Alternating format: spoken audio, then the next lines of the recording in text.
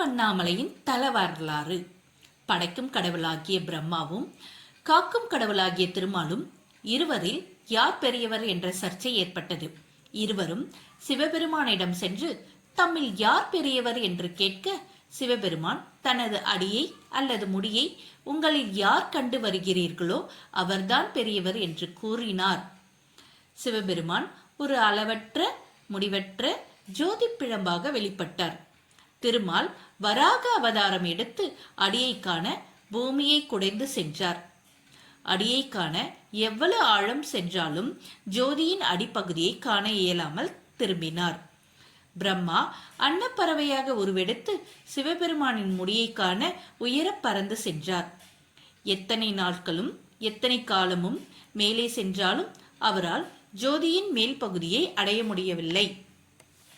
பிரம்மா முடியை காண இயலாமல் திரும்பி வரும்பொழுது சிவபெருமான் தலையில் முடியிலிருந்து தாழம்பு கீழே வருவதைக் கண்டு அதனிடம் சிவபெருமானின் முடியை காண எவ்வளவு தொலைவு உள்ளது என்று கேட்டார்.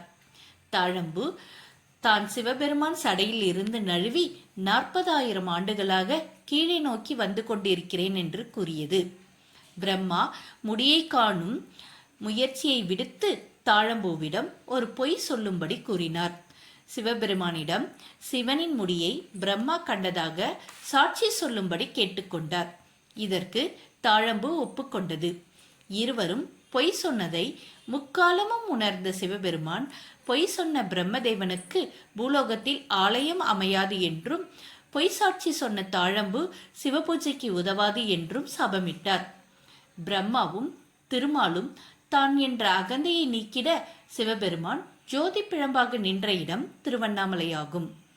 ஜோதி பிழம்பாக இருந்த சிவபெருமான் பிரம்மாவும் திருமாலும் பணிந்து பிரார்த்திக்க அவர்களின் பிரார்த்தனைக்கு இறங்கி சிவபெருமான் சிவலிங்க திருவுருவம் கொண்டு திருவண்ணாமலையின் அடிபாகத்தில் அருள்மிகு அருணாச்சலேஸ்வரராக அருள்பாலிக்கிறார். நாமும் அருணாச்சலேஸ்வரரை பிரார்த்தித்து அனைத்து நலன்களையும் பெறுவோம். அண்ணாமலையாருக்கு அரோகரா, அருணாச்சலேஸ்வரருக்கு அரோகரா.